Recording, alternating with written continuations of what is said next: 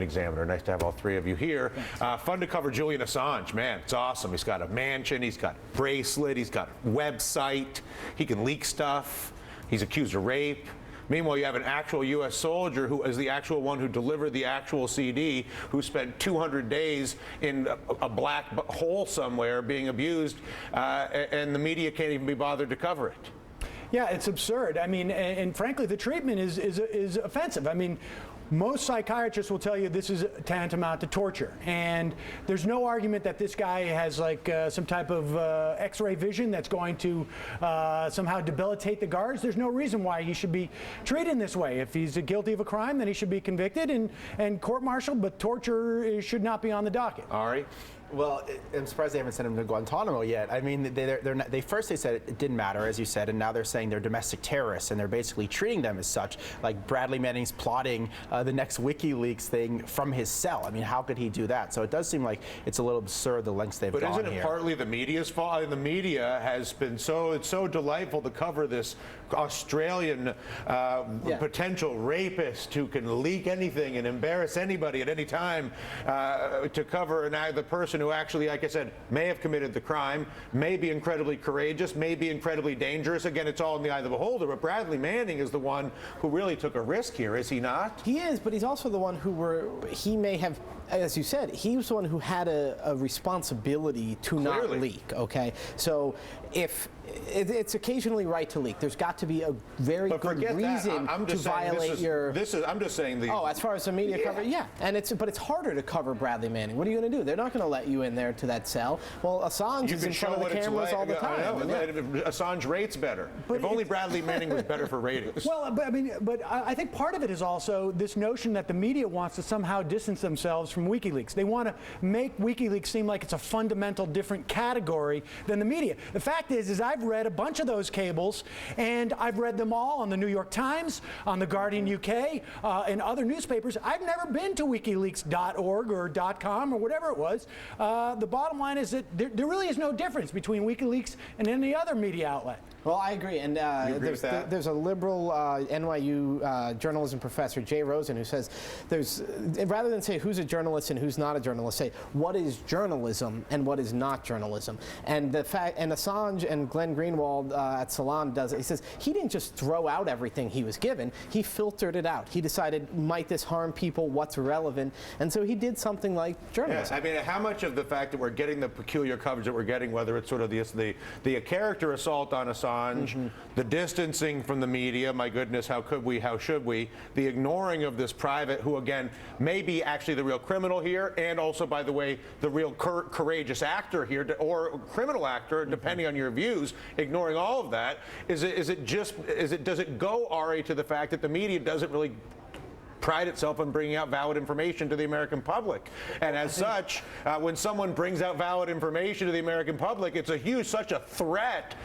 to the mainstream media that, my goodness, what if they find out that all we're doing is just creating shiny objects on the TV screen to make them watch so we can go out to dinner? Well, I think some media pride themselves on it, and that's why the Guardian and the New York Times wanted to publish this information and thought it was newsworthy to do so, and that's why they're worried about the idea of prosecuting Julian Assange, because then they might be prosecuted too under these same statutes. I think this whole debate is kind of crazy because it's like Julian Assange is either a First Amendment martyr or he's a rapist. I mean, it's like he can't be both. And Bradley Manning meanwhile, Bradley Manning's rotting in the basement. Everybody's ignoring him. Go. I think we need to talk about Joe Biden saying this guy is something like a terrorist. He's closer to a terrorist than to the Pentagon Papers stuff. I mean, Dick Cheney didn't even say stuff that crazy. This is something that would get me upset if I were one of the people who voted for Obama because I was upset about the lack of transparency and all the duplicity in the Bush administration, and you got these guys making you feel good about yourself. Yeah. All right. Speaking of feeling good about yourself, from Rolling Stone via Matt Taibbi. Taibbi contrasted the capitulations of President Obama to the one-man tax deal filibuster by firebrand Senator from Vermont, Bernie Sanders. Whether you like him or not, at least you know what Sanders believes in and what lengths he's willing to go to advocate for it, which can't be said of many politicians on the right or left in this country today, which is partially why Taibbi picked him. He lists the places where the president president, Obama, has forsaken his alleged convictions, Guantanamo, closing it, never mind, drug reimportation during the health care deal. Why would you bother doing that? Bringing registered lobbyists into the White House. The list goes on and on. Obviously, all of those things not even close to being held up. He says you just can't imagine someone like Sanders' Taibbi doing something like that. His MO instead would be to take his best shot at what he actually believes, advocate that position, I insert that, and then let the chips fall where they may. So has the president compromised on his convictions, and is it easy for us to sit on the outside here and say, oh, you know, the guy can't, he doesn't have any cojones, he can't present himself?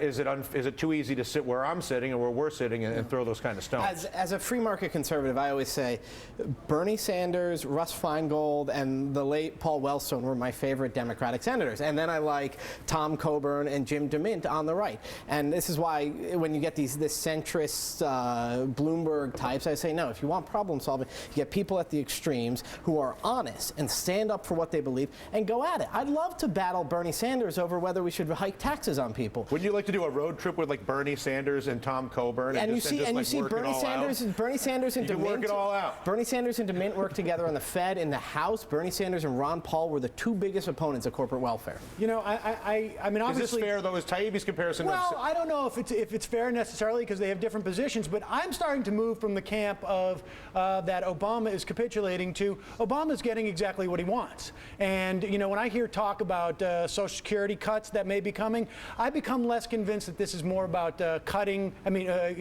more about a loss of conviction or not standing up for himself, and more about an agenda that the Obama administration has, that they want to cut Social Security, which is essentially corporatists, yes, it's a transfer of wealth. It's a transfer of wealth from the middle class. As well? Absolutely. A transfer of wealth from the middle class to the rich in this country. That's what it is. I mean, there's no doubt about it. Using the tax code, using the health care system. Social Security does not contribute a dime to the deficit until maybe arguably this tax deal.